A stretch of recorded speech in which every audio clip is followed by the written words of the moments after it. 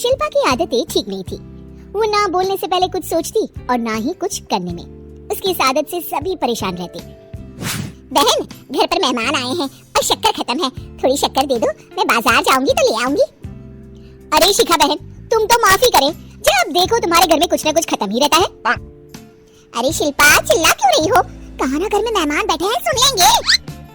सुन लेंगे तो सुन ले, तुम लोगों की मांगने वाली आदत तो बंद होगी।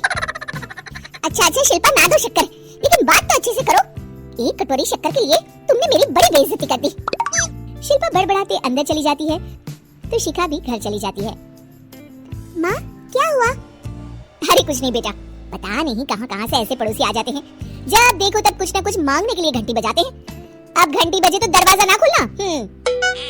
पता नहीं माँ की ये आदत कैसे बदलेगी, किसी को कुछ भी बोल देती है, बोलने से पहले सोचती भी नहीं।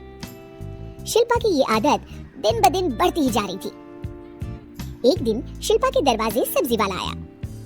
सुनो भैया, मुझे ये भिंडी, टिंडे, लौकी और आलू के साथ 1 किलो प्याज दे दो।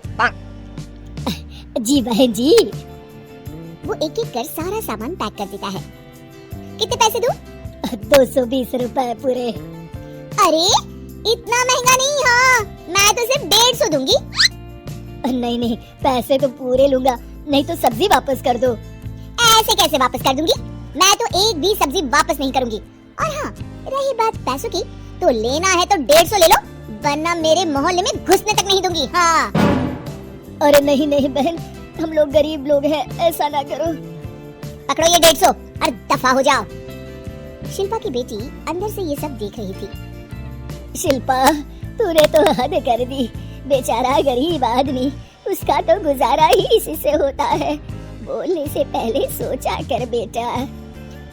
माँ आप चुप रहो, घर चलाना बच्चों का खेल नहीं, और वैसे भी इतनी महंगी सब्जी थोड़ी ना होती है। आपको तो सिर्फ खाने से मतलब है, लेकिन मुझे तो सब सोचना पड़ता है ना। शिल्पा की सास ये बात सुनकर दुखी हो जाती है। शिल्पा की बेटी शिल्पा की ये सारी बातें सुन रही होती है। शिल्पा की बेटी एक दिन माँ से कहती है, माँ, ओ माँ, जरा यहाँ तो आना। ओहो, क्या हुआ? क्यों चिल्ला रही हो ऐसे बेटा? हुआ क्या? ये देखिए मेरी स्कूल की ड्रेस कितनी गंदी हो गई है, इसे कौन धोएगा? लेकिन ये तो साफ है बेटा, मैंने अपने हाथ से खुद साफ किया है। माँ, ये ड्रेस इतनी गंदी है कि मैं इसे पहन ही नहीं सकती, चलो मुझे बाजार से नई दिलाओ। शिल्पा दुखी हो जाती है और वहाँ से चली जाती है कि तभी सामने उसकी सास मिल जाती है। शिल्पा, अरे ओ शिल्पा, ये क्या सब्जी बनाई है? ऐसे भी कोई सब्जी बनाता है? शिल्पा सास की इस हरकत से सख्ते में आ जाती है। अरे माँ को तो मैं जो बना दूं उन्हें वो पसंद आ जाता था, फिर आज वो ऐसा व्यवहार क्यों कर रही हैं? शिल्पा कुछ समझ पाती कि थोड़ी ही देर में उसका पति आ जाता है। अरे शिल्पा, ये क्या है? क्या हुआ आपको?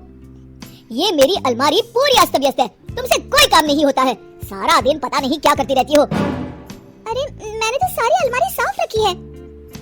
इसे तुम साफ कहती हो? ये तो पूरा कूड़ादान लग रही है। शिल्पा परेशान हो जाती है और समझ नहीं पाती है कि उसके साथ क्या हो रहा है। शिल्पा अकेले कमरे में जाती है और जोर जोर से रोने लगती है। तभी वहाँ उसका पति, सास और बेटी आ जाते हैं। शिल्पा उन लोगों को देखकर और जोर जोर से रोने लगती है।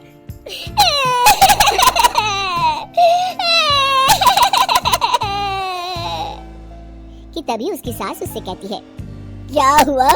यहाँ बैठकर रोती रहोगी या फिर खाने को भी कुछ बनाओगी? माँ, पहले आप बताएं, आप लोगों को क्या हुआ है जो मुझसे ऐसा व्यवहार कर रहे हैं? वही हुआ है जो तुम्हें रोज होता है। मैं समझी नहीं। माँ, आज घर वालों ने आपसे बुरा व्यवहार किया तो आपको कितना बुरा लगा ना? हाँ, मुझे बहुत बुरा लगा, मुझे अच्छा नहीं लगता कोई मुझसे इस तरह से बात करे। सही कहा शिल्पा, जो चीज तुम्हें खुद के लिए अच्छी नहीं लगती वो तुम्हें दूसरों के साथ भी तो नहीं करनी चाहिए।